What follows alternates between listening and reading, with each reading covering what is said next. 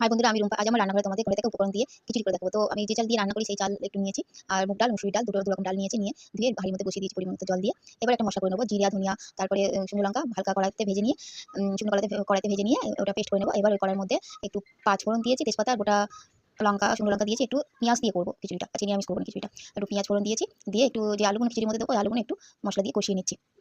তো একটু হালকা ভাজা ভাজা করে নেবো আলুগুলো একটু ভাজা ভাজা হয়ে আসলে আমি ওই আলুটা একটু সরিয়ে আদা বাটা একটু দিয়ে দেবো। এবার আদা বাটাটা একটু ভাজা ভাজা হয়ে গেলে একটু জিরে ধনিয়া বাটা আমি একটু দিয়ে দেবো।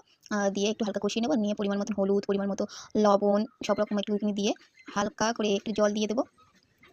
আর একটু গুঁড়ো লঙ্কাও অ্যাড করেছিলাম, শুকনো লঙ্কা শুধু দিয়েছি তো তাই জন্য একটু গুঁড়ো লঙ্কা দিয়েছি।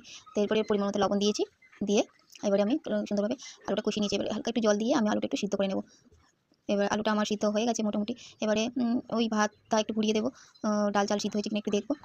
ডাল চাল সিদ্ধ একটু মোটামুটি হয়ে এসছে। এবারে আমি একটু অল্প করে লবণ দিয়ে দেবো, যাতে মুগ ডালটা ভালো করে সিদ্ধ হয়ে যায়। লবণ দিলে তাড়াতাড়ি সিদ্ধ হয়ে যায়। তো এরপরে আমি কষানো আলুটা অ্যাড করে দিলাম খিচুড়ির মধ্যে। আমার খিচুড়িটা সুন্দরভাবে ফুটে গেছে, আর মোটামুটি আমার রেডি হয়ে গেছে। এবারে আমি ওই ভেজে রাখা মশলাটা দিয়ে দিলাম। ভেজে রাখা মশলাটা দিয়ে এবার আমি উপর থেকে একটু হালকা ঘি ছড়িয়ে দেবো। ঘি ছড়িয়ে আমার খিচুড়িটা রেডি। এবার ঢাকা দিয়ে দেবো। তোমাদের ভালো লাগলে এরকম করে খেয়ে দেখো।